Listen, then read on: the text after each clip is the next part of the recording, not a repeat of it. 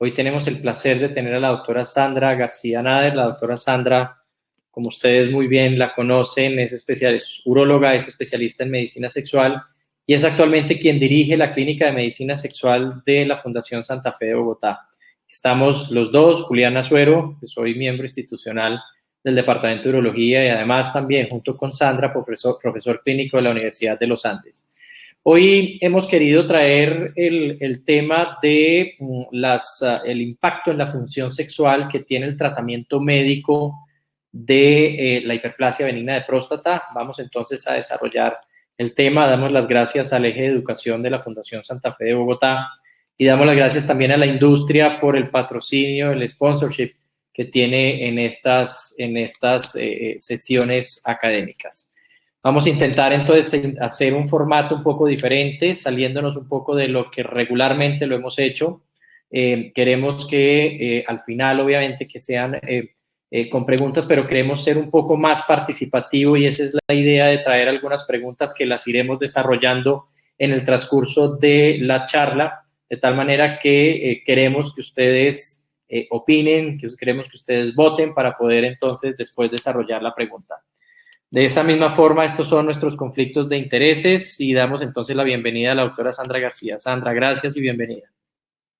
Buenas noches, Julián. Buenas noches a todos. Es un gusto para mí estar nuevamente acá con ustedes hablando de temas de la vida sexual y de la medicina sexual de nuestros pacientes. Bueno, primero vamos a empezar con unas preguntas que queremos que las personas que están aquí inscritas y que en este momento ya están con nosotros nos contesten sí o no algunas preguntas. Entonces, la primera pregunta, ¿sí o no? ¿Son frecuentes los síntomas del tracto urinario de salida en hombres mayores de 40 años? Efectivamente, los síntomas del tracto urinario de salida, secundarios de hiperplasia de próstata, son altamente prevalentes y más o menos 3/4 partes de los hombres mayores de 70 años lo presentan. Encontramos en la epidemiología que más o menos todos estos síntomas empiezan a aparecer aproximadamente a los 40 años y se dice que el 90% o más del 90% de los hombres mayores de 80 años van a tener hiperplasia prostática benigna en cualquiera de sus grados. Adicionalmente, dentro de la epidemiología, los síntomas del tracto urinario de salida pueden ser moderados a severos y evidentemente aumentan con la edad. Se dice que más o menos casi el 60% de los hombres que tienen 60 años o más tienen síntomas moderados a severos. Otra pregunta que vamos a hacer. Los síntomas de disfunción sexual que puede presentar un hombre se relacionan con síntomas del síndrome del tracto urinario obstructivo bajo.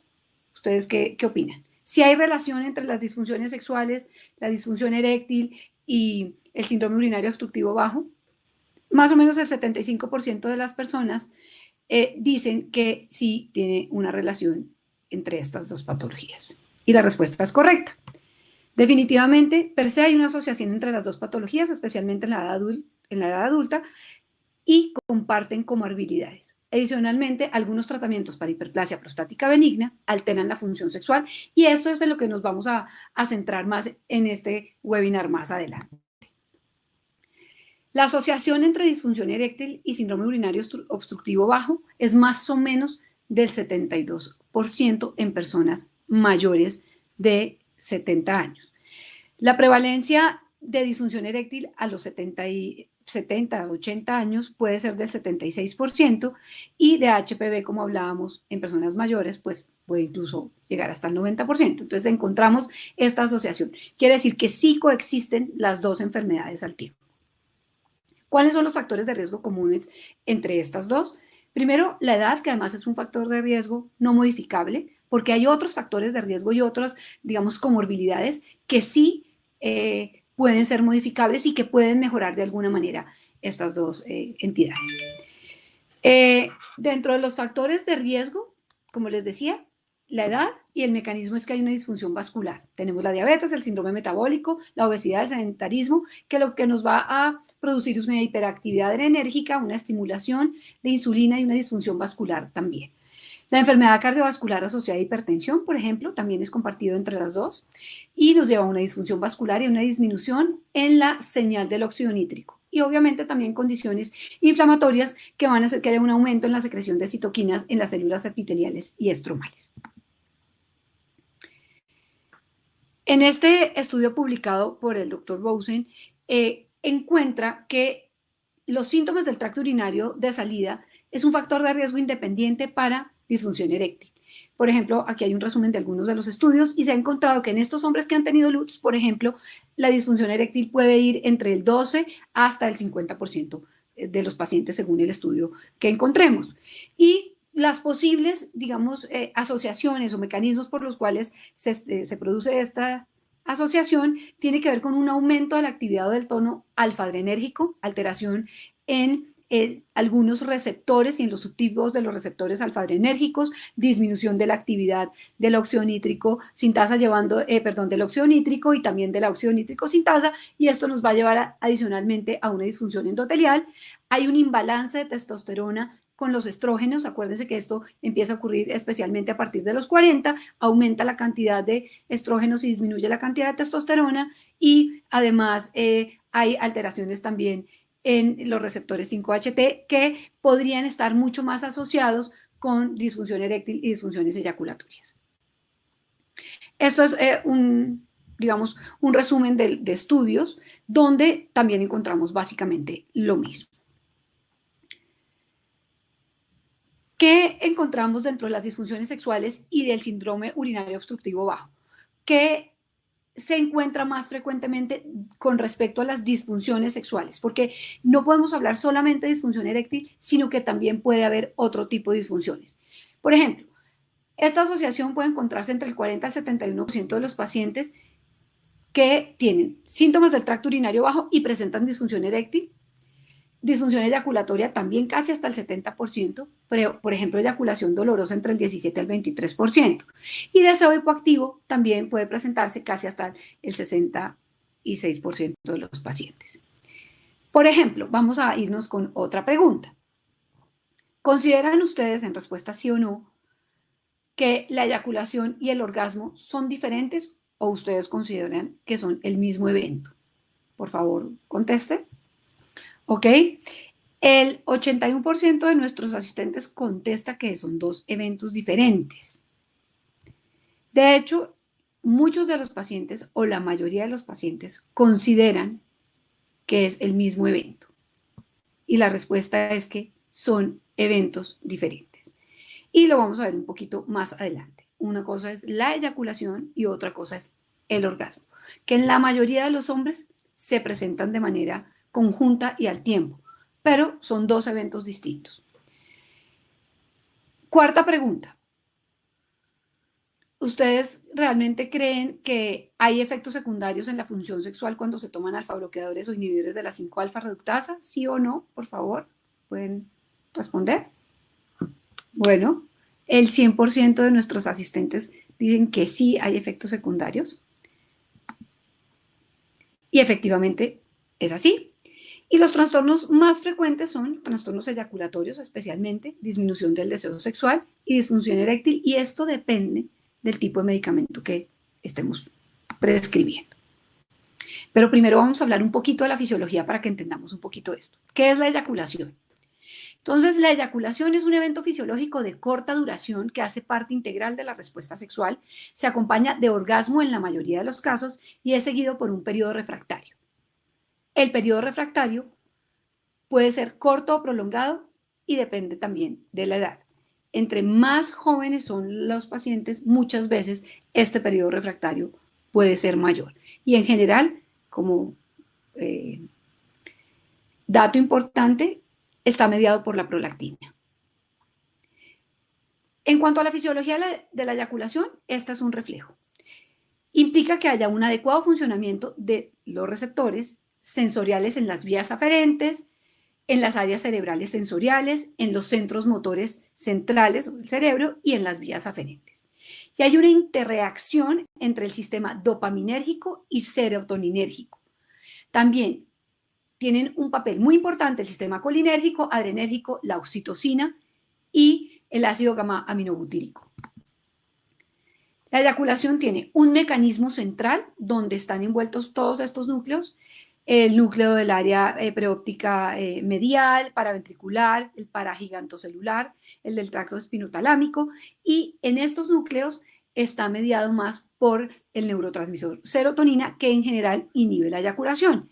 Y también en estos mismos centros, especialmente en el núcleo paraventricular y en el área preóptica medial, tenemos el neurotransmisor de dopamina, que tiene un efecto estimulante en la emisión y en la eyaculación, y también en el comportamiento sexual cuando actúa especialmente en los receptores D2, o sea, favorece la eyaculación. Entonces, ¿cuáles son los neurotransmisores envueltos en la eyaculación? La dopamina, la serotonina, la norepinefrina, la acetilcolina, oxitocina, GABA y el óxido nítrico. Y en general, con excepción de la serotonina, todos tienen un efecto, digamos, favorecedor de la producción de eyaculación. La eyaculación tiene dos fases. Tiene un mecanismo central y dentro del mecanismo periférico tiene también dos fases. Uno es la emisión, y es cuando se produce una contracción de las vesículas seminales y la próstata por el paso del semen a la uretra posterior. Y en este momento, esto puede inhibirse voluntariamente. Está mediado por el nervio hipogástrico, que son las raíces nerviosas del sistema nervioso central simpático, entre T10 y L2. Y la segunda fase es la fase de eyección o eyaculación, donde hay una expulsión del semen a través del meato uretral. Se producen unas contracciones pulsátiles del músculo bulbocavernoso, bulboespongioso especialmente, y del piso pélvico.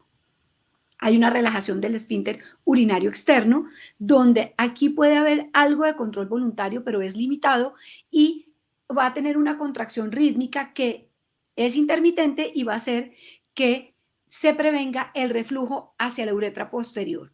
Y las contracciones pulsátiles de los músculos bulbocavernoso y bulboespongioso, al ser pulsátiles, va a hacer que haya, digamos, una mayor fuerza para que se pueda expulsar el coágulo seminal.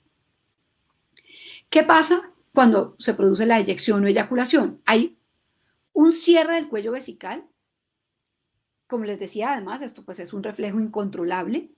Y cuando se cierra el cuello vesical, aunque algunas teorías dicen, no, el cuello no tiene nada que ver, pero realmente en todos los estudios se ha demostrado que cuando hay, digamos, una incompetencia por cualquier causa del cuello de la vejiga, se produce eyaculación retrógrada. Como les decía, en la fase de eyección o eyaculación hay un reflejo que es incontrolable, el paciente ya no lo puede inhibir, y adicionalmente en este momento hay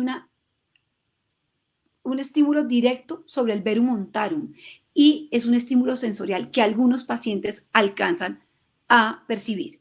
Está mediado por el nervio pudendo, y que es especialmente somático con sus ramas desde S2 a S4, donde se origina. El orgasmo también es un reflejo, pero es un evento cerebral y es secundario a un estímulo sensorial del nervio pudendo, que después de pasar un umbral va a llegar a producir esa sensación de máximo placer, que va a producir una alteración del estado de conciencia por unos pocos segundos y unas contracciones miotónicas, digamos, generalizadas, y una sensación de gran felicidad y placer. Son dos eventos distintos. Como les digo, la eyaculación, y les muestro, es básicamente una respuesta muy local, muy pélvica, por decirlo de alguna manera, y el orgasmo es un evento cerebral. Algunos hombres que logran especialmente controlar su respiración pueden llegar a tener orgasmo, esta sensación de máximo placer, sin eyacular. Y a veces puede haber trastornos, especialmente conocidos como anorgasmia o un orgasmo anhedónico, donde hay eyaculación y no se siente placer. Es muy raro, se presenta en menos del 3% de los casos, pero puede presentarse y podemos encontrar estos pacientes para que lo tengamos presente. Básicamente esto es un resumen, simplemente hay un estímulo en el pene, se da toda la respuesta a nivel sacro, sube al cerebro y pues en las vías eferentes se va a dar toda la respuesta.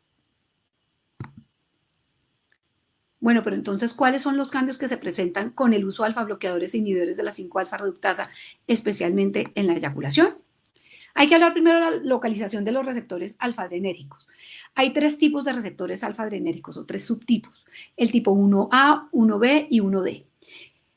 El 1B está especialmente en el sistema cardiovascular, El 1A está especialmente en la vejiga y en la próstata, y el 1D está mucho más localizado en la próstata. ¿Y qué es importante? Los alfa bloqueadores, de acuerdo a su selectividad, o sea, de acuerdo a esa acción directa sobre estos subtipos de receptores, va a tener más o menos efectos secundarios sobre la función sexual, o va a tener otros efectos secundarios de manera sistémica. Por ejemplo, cuando no son tan selectivos y alcanzan a inhibir diferentes subtipos de los alfa receptores, pues puede llegar a presentar mareos, hipotensiones, rinitis, cefalea, incluso algunos pueden llegar a producir edema de miembros inferiores. Y los que son mucho más selectivos, pues sí nos van a producir una disfunción sexual porque como están localizados en la próstata, pero también en las vesículas seminales, en la ámpula del deferente, al estar bloqueado, pues nos van a llegar a producir, digamos, estos efectos secundarios. Y otros que vamos a ver más adelante, que no son los alfa bloqueadores, pueden presentar la disfunción sexual porque van a producir un efecto directamente sobre la testosterona, y es lo que más está relacionado con disfunción eréctil, porque ustedes van a encontrar, y muchos estudios, incluso muchos están publicados con respecto a la alfusocina, donde hay una mejoría incluso en la función eréctil.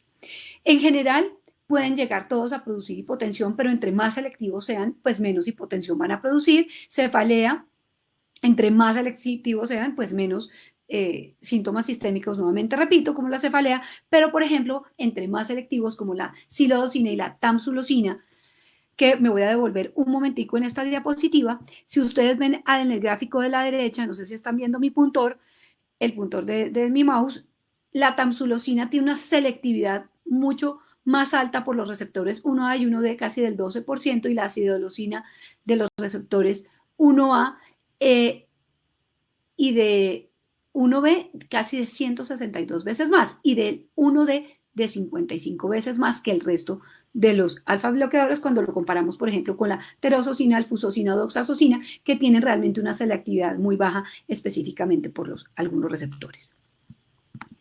Entonces, de acuerdo a esta localización, pues vamos a tener disfunción eréctil, que casi no se ve con esto realmente, pero sí disfunciones eyaculatorias. Y encontramos, como les mencionaba, entre la silodosina hasta el 28% de los pacientes, casi el 30% de los pacientes pueden tener anayaculación, no presentan en general eyaculación retrógrada. Y con la tamsulosina, algunos estudios hablan hasta del 24%, otros hablan del 6 al 12%.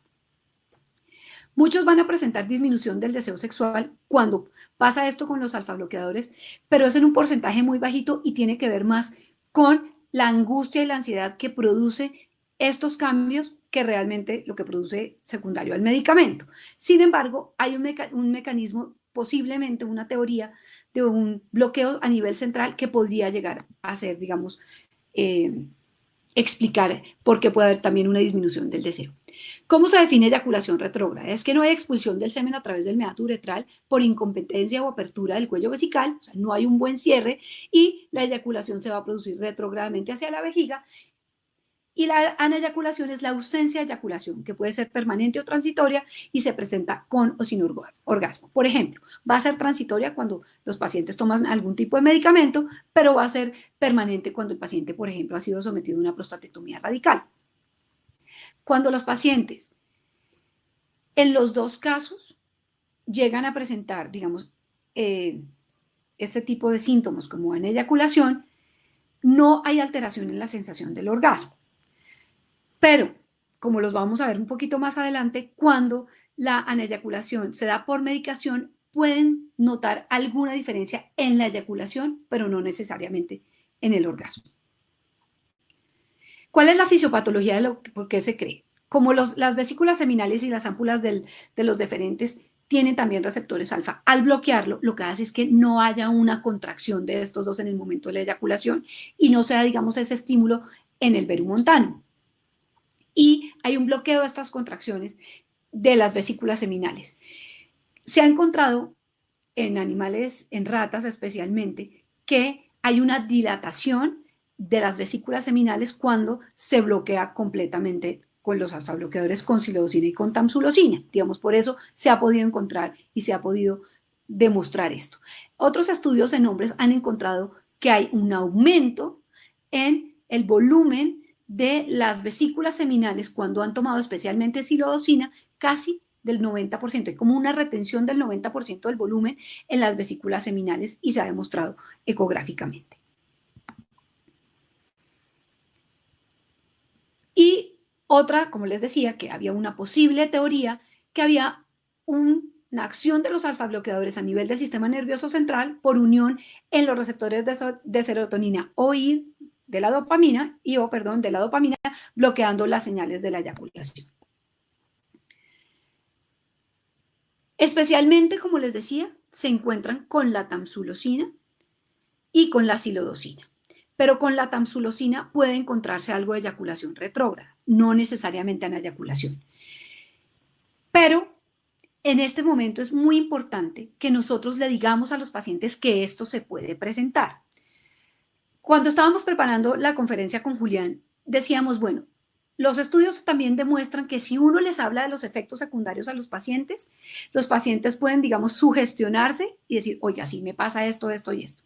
Pero específicamente cuando tiene que ver con el trastorno de la eyaculación, si uno no le cuenta al paciente que casi hasta una tercera parte de los pacientes, o a veces menos, pueden llegar a presentar una eyaculación, se pueden angustiar muchísimo.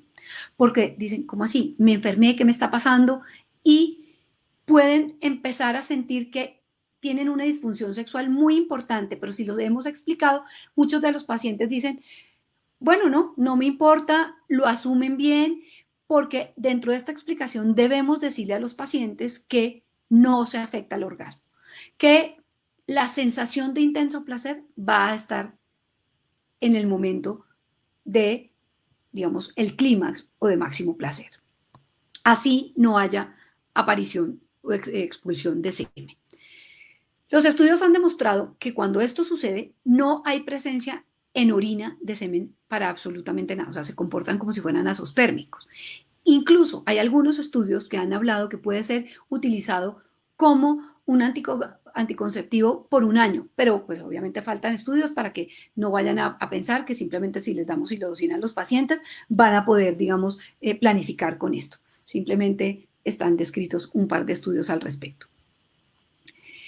Por ejemplo, en 15 pacientes que se empezó a medir esto, si el orgasmo era preservado o no con la disfunción eyaculatoria con estos medicamentos, se encontró en 15 hombres que el 100% presentaron aneyaculación, que el 100% no se habían sentido tan contentos con este cambio en su eyaculación, que el 80% dijeron, bueno, sí, tuve un cambio en el orgasmo, pero digamos que pasó sin problema, y para el 60% de los pacientes no hubo ninguna preocupación con respecto a eso.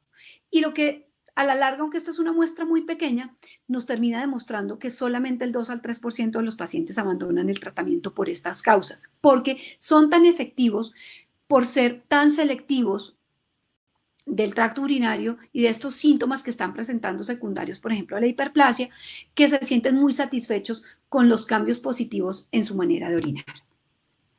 Con respecto a los inhibidores de la 5-alfa reductasa, tenemos que hablar de un poquito de la localización de esta enzima. En general, está en muchísimos órganos, pero especialmente la tipo 1 se localiza en las glándulas sebáceas, en el folículo piloso y en la piel, aunque también se localizan en otros órganos, en el ojo, también en el riñón, en el hígado. Y la tipo 2 especialmente se localiza en próstata. También puede estar algo en glándulas sudoríparas, en testículos, en fibroblastos escrotales, epidimo, cuerpo cavernoso, ovarios, útero, cerebro y riñón. Existe un tercer tipo que todavía no está muy claro su función, pero parece que está muy relacionada con aquellos cánceres de próstata que se vuelven resistentes a la castración. Entonces, ¿qué se altera en la función sexual cuando hay un tratamiento con este tipo de medicaciones?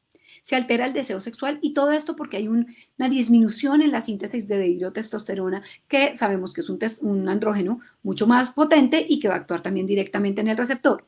También se acompaña de disfunción eréctil, trastornos eyaculatorios, especialmente no que vimos anteriormente, pero sí con un menor volumen del líquido seminal, y puede haber una dificultad o retardo en alcanzar el orgasmo, que es distinto a la eyaculación retardada o a la eyaculación. Aquí los pacientes lo que nos van a mencionar probablemente es que les cuesta más trabajo lograr o alcanzar el orgasmo. Inhiben la biosíntesis de la 5-alfa de hidrotestosterona en el cuerpo cavernoso, disminuye el crecimiento del músculo liso cavernoso, disminuye la relajación del músculo liso trabecular, disminuye la función endotelial y aumenta el depósito de tejido conectivo, y hay otros estudios que pueden demostrar que incluso puede haber un aumento de tejido adiposo. Pero adicionalmente lo que nos muestra el doctor Trage en este artículo dice que a largo plazo va a haber un efecto muy importante, especialmente en hígado y en riñón, cuando utilizamos este tipo de medicación. Y también trastornos oculares. Esto es simplemente lo que encontramos, que puede haber una disminución en el óxido nítrico y disminución en la función, digamos, eréctil. Aquí lo que muestra, digamos, el lado oscuro, como dice el título del artículo, es que en la flecha negra se puede ver un aumento en las células apoptóicas en los cuerpos cavernosos en estos pacientes. Pero lo que les decía, lo que muestra este estudio especialmente es que cuando los pacientes han sido advertidos de los posibles efectos en cuanto al deseo y la función eréctil, ellos reportan más frecuentemente que presentan estos síntomas con aquellos que no les hemos explicado con respecto a los inhibidores de la 5-alfa reductasa. Diferente que lo que les decía con los alfa bloqueadores. Simplemente, por ejemplo, la dutasteride con la tamsulosina o la finasterida con la doxazosina, se ha encontrado que hay con los alfa bloqueadores, y es mucho más el porcentaje cuando se utilizan o los inhibidores de la 5-alfa reductasa o terapia combinada en cuanto a disminución del deseo, disfunción eréctil, etc. Y bueno, le doy paso a Julián. Gracias, Sandrita. Vamos a poner la siguiente pregunta para darle inicio. ¿Cuáles son los cambios que se presentan con el uso de alfa bloqueador y 5-ARI en la eyaculación? Es una pregunta que quizá la podemos responder después de la conferencia o de las slides que nos ha dado Sandra. Perfecto, respuesta 87% de todos los anteriores, 12% vota por aneyaculación y eyaculación retrógrada. Vamos con la siguiente pregunta. ¿Todos los alfa bloqueadores producen estos efectos secundarios? ¿Sí o no? Perfecto, 57 dice que sí, 42 dice que no. Desarrollemos entonces lo que dice la literatura, y haciendo énfasis en esta revisión crítica de la literatura publicada en el 2016, en donde nos hablan de los 3 principales efectos, disfunciones sexuales, como es la disfunción eréctil, los trastornos de eyaculación o los trastornos o los efectos sobre el deseo sexual.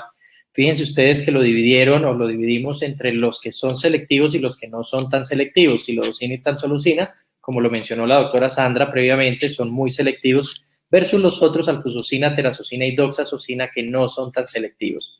Y no hay una respuesta muy clara en términos de los efectos sobre la disfunción eréctil, y esa es la razón por la cual ustedes ven el más o menos justo debajo de cada uno de los medicamentos. Sin embargo, cuando hablamos de trastornos eyaculatorios, el grueso de los trastornos se lo llevan los alfa bloqueadores, que son selectivos. Vamos entonces desarrollo a lo que mencionó previamente la doctora Sandra. Silodocina y tamsulosina tienen efectos negativos sobre la función eyaculatoria, y no, sin embargo, los otros, alfusocina, terazocina y doxazocina, no lo tienen tanto. Y efectos sobre el deseo sexual, pues evidentemente no hay datos en la silodocina, sin embargo, en otros no están muy claros o definitivamente no tienen ningún efecto sobre el deseo sexual. Ahora bien, revisando esta revisión sistemática de la literatura publicada en el 2014 y haciendo entonces énfasis, lo siento, aquí no se ve muy bien, pero haciendo énfasis en términos de el trastorno de eyaculación de los alfa bloqueadores versus el placebo, vemos que hay un OR de 5.88 a favor del placebo, lo cual quiere decir que los alfa bloqueadores producen entonces en general, eso es lo que uno quiere decir, producen en general o protegen mejor en general los trastornos de la eyaculación. No obstante, los protegen los trastornos de la eyaculación en la doxazosina y en la terazosina. Sin embargo, cuando comparamos la tamsulosina y la acidolosina con el placebo, pues claramente vemos que hay una alteración o una forma que es a favor del placebo. Quiere decir que el placebo no produce estos trastornos de la eyaculación como sí lo producen estos alfa bloqueadores, específicamente silodosina y tamsulosina. Pero de estos dos, entonces, ¿cuál se lleva el premio? Digámoslo de alguna manera. Entonces, la comparación que se hizo fue la tamsulosina de 0.2 miligramos versus tamsulosina de 0.4, e indudablemente está a favor en términos de una disminución en las tasas de trastornos de eyaculación de la tamsulosina comparado con la silodosina. No quiere decir que no lo tengan, ojo, como lo mencionamos en la pasada diapositiva, sino que la tamsulosina tiene menores efectos en los trastornos de la eyaculación que la silodosina. No obstante, haciendo este resumen, fíjense ustedes la diferencia que hay, y cuando hacemos en la parte derecha de la diapositiva o del cuadro, que comparamos el porcentaje de los trastornos de eyaculación, pues el grueso de los números se los lleva la tamsulosina. Este es un estudio publicado en el 2003, o sea que estos hallazgos los estamos viendo desde hace tiempo, pues en ese momento no había salido la silodosina y por tanto no tenemos datos, pero la tamsulosina se lleva unos números considerablemente mayores que el resto de los alfa bloqueadores. Y en este último metaanálisis y revisión sistemática publicado en el 2016, donde se hace comparación en términos de disfunción eréctil y de líbido, ya no trastornos eyaculatorios, sino disfunción eréctil y de líbido. El primer cuadro, que es el cuadro que está a la izquierda, compara la combinación, la terapia combinada versus los alfa bloqueadores, y hay un trastorno o hay unos porcentajes, unos números a favor de disfunción eréctil en pacientes quienes tienen o quienes están con terapia combinada. Lo mismo sucede en los trastornos del deseo sexual, de la libido, a favor de aquellos que están con terapia combinada versus los alfa bloqueadores. Esta es la comparación de los mismos parámetros versus los inhibidores de la 5-alfa reductasa, en donde también hay unos números a favor de disfunción eréctil en pacientes con terapia combinada. Lo mismo sucede en la disminución de la libido en la terapia combinada, aunque estos hallazgos no son estadísticamente significativos. Fíjense ustedes que en la diapositiva de la derecha, en la parte de la derecha de la diapositiva, en el punto de abajo, ven ustedes que está cruzando la línea del 0, por tanto los datos no son significativos. Sin embargo, cuando hacemos la comparación de los alfa bloqueadores versus los 5-ARI en esos mismos aspectos, es decir, disfunción eréctil y líbido, hay una a favor, quiero decir, de disminución de probabilidad de disfunción eréctil en pacientes quienes están solamente con alfa bloqueador, y lo mismo sucede con el efecto de la disminución del deseo sexual. Bien.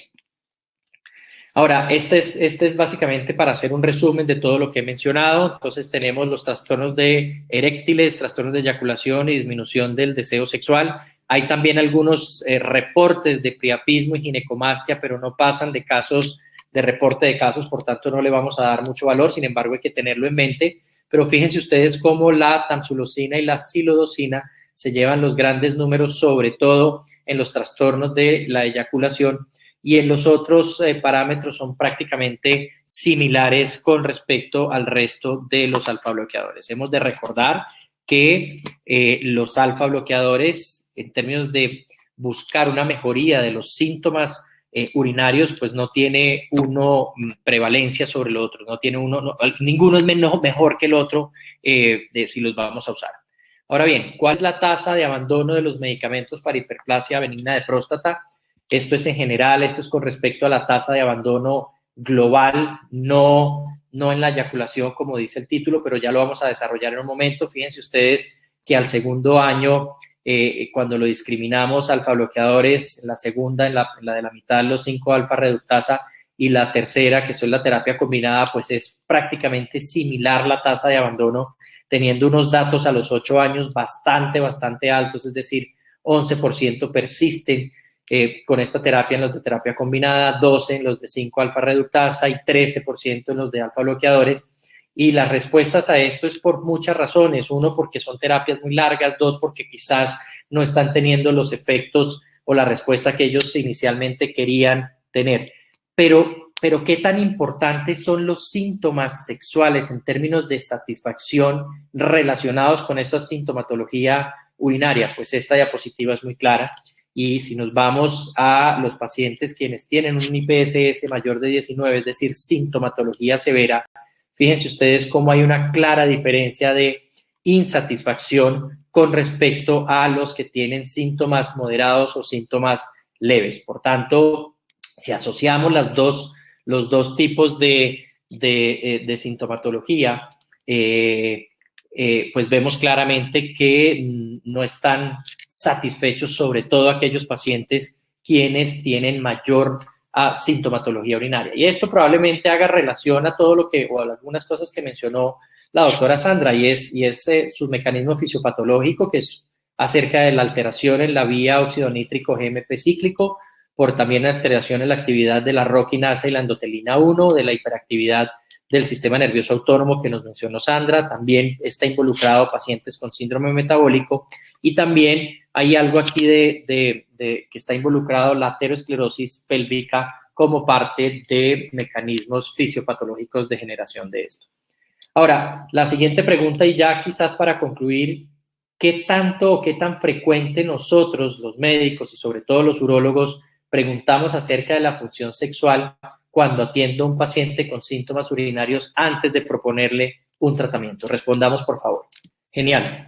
Excelente respuesta, mitad y mitad. Fíjense ustedes lo importante que es, y ese era quizás el interés que nosotros teníamos en dar esta conferencia, de resaltar las alteraciones sexuales que se presentan en estos pacientes. ¿Y qué datos tenemos de la literatura? Pues este es un dato un poco sesgado, y es un dato que se hizo, es una encuesta que se hizo en el Congreso Mundial de Endurología, es decir, muchos de los doctores asistentes eran especialistas en tratar hiperplasia benigna de próstata, vamos a llamarle de esta manera. Y fíjense ustedes que cuando la pregunta es acerca de la disfunción eréctil, cerca del 70% lo preguntan, pero yo no me quedo con ese dato, sino que me quedo más con el de cerca del 30% no lo preguntan, o al menos no lo preguntan de una manera constante.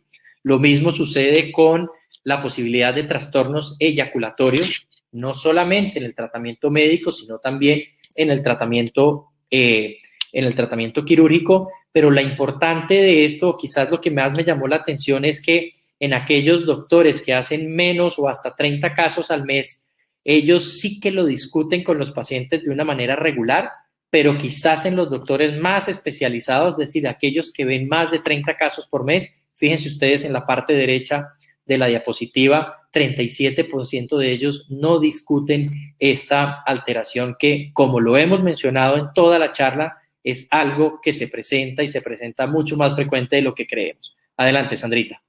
La mayoría de los pacientes que tienen algún tipo o trastorno de su función sexual se queja de que los médicos no le preguntan acerca de esto, no abordamos estos síntomas con los pacientes. Entonces, pues yo los invito de alguna manera que dentro de su interrogatorio urológico rápidamente le pueden decir cómo están las ganas, cómo está el deseo, las ganas o el deseo, cómo está la erección, la eyaculación, y si tiene uno trastornos del orgasmo. Y uno se lleva muchas sorpresas cuando empieza a preguntar esto, porque no es solamente la erección, sino también las otras partes de la respuesta sexual humana. Ya para concluir, es importante que tengamos en cuenta que de manera frecuente se encuentra una disfunción sexual al uso de estos medicamentos. Y si ustedes se dan cuenta, son medicamentos que formulamos con muchísima frecuencia. Generalmente empezamos el tratamiento de la hiperplasia con tratamiento oral. Y aquí vale la pena hacer un paréntesis, y es que ya lo hemos mencionado, se ha mencionado mucho en muchísimos webinars, y es que tal vez nos estamos demorando mucho en llevar a cirugía a estos pacientes y contemporizamos mucho el tratamiento médico, porque tienen buena respuesta y no nos estamos dando cuenta de los posibles daños que puede estar presentando el tracto urinario de salida simplemente por progresión de la enfermedad. pero adicionalmente muchos de estos pacientes reciben por largos periodos de tiempo, especialmente terapia combinada, y que también tiene que ver con el volumen prostático, que aunque los estudios dicen que podría disminuir el volumen prostático en un 17 a 19%, pues esto realmente no se ve tan claramente en la vida real, digamos. Lo dicen muy bien los estudios, pero no lo vemos tan frecuentemente con nuestros pacientes. Pero estos pacientes que reciben a largo plazo este tipo de medicación pueden llegar a tener no solamente compromiso de la función sexual, que les afecta muchísimo la calidad de vida, sino que pueden tener además un compromiso en su sistema metabólico general, en el hígado, en el riñón, trastornos oculares, etcétera.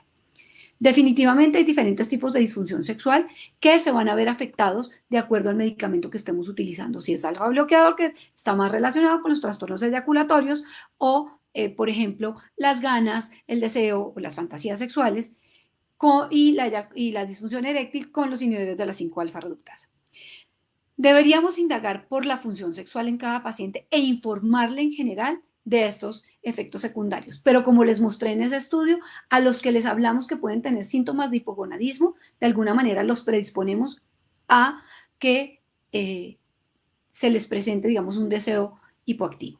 Pero sí es muy recomendarle a los pacientes que van a tomar tamsulosina y especialmente silodosina que pueden tener anayaculación para que el paciente no se angustie. Importantísimo utilizar cuestionarios validados para poder medir lo que el paciente nos está refiriendo. Debemos individualizar la terapia y saber qué es lo más conveniente para cada paciente. Y como les decía, de pronto no contemporizar tanto y de pronto llevar más tempranamente a cirugía a los pacientes. Y algo muy importante cuando hay trastornos eyaculatorios, y es que, como lo muestra la tasa de abandono, que es del 2 al 3%, o suspensión, por ejemplo, de la silodosina o de la tamsulosina, esto quiere decir que a los pacientes no les importa tanto este efecto secundario, porque una cosa que los pacientes preguntan muy frecuentemente es: ¿para qué sirve la próstata y para qué sirve la eyaculación?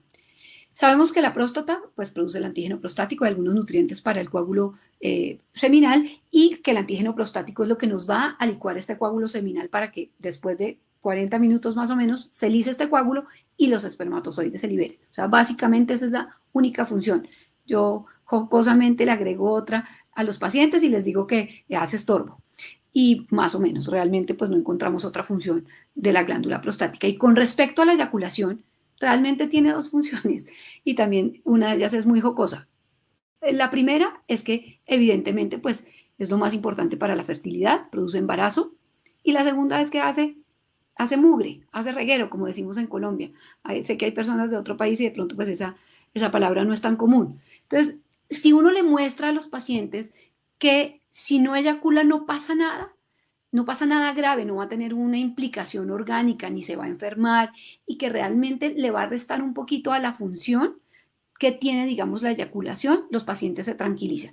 Evidentemente, si el paciente quiere tener hijos, pues no puede recibir este tipo de terapia, porque una aneyaculación pues no va a permitir estar embarazada.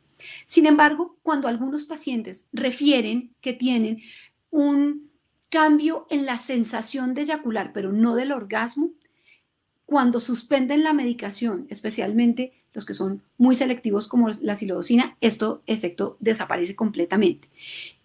Pero no se encuentra cuando los pacientes son operados, por ejemplo, para prostatectomía radical, porque son dos situaciones distintas. Una, hay un bloqueo de la contracción de las vesículas y de la ampolla, y hace que los pacientes tengan menos contracción, digamos, del área de los músculos bulbocavernosos y bulboesponjosos. Pero cuando hay prostatectomía radical, en general, el trastorno del orgasmo es muy bajito y tiene que ver más con la intensidad o con algo de dolor inicialmente, pero en general el orgasmo sigue siendo el mismo. Entonces, es importante que tengamos estas dos como situaciones en cuenta. Por último, lo que les puedo pedir es que por favor no se quiten el tapabocas, cuídense, lávense las manos, tengan distanciamiento social, que aunque estemos vacunados, no se les olvide que la vacuna solamente nos va a prevenir o muerte, que es muy importante, o llegar a una enfermedad grave con unidad de cuidado intensivo, pero que sí puede dar el virus, pero si estamos vacunados y nuestro entorno no, vamos a ser transmisores del virus.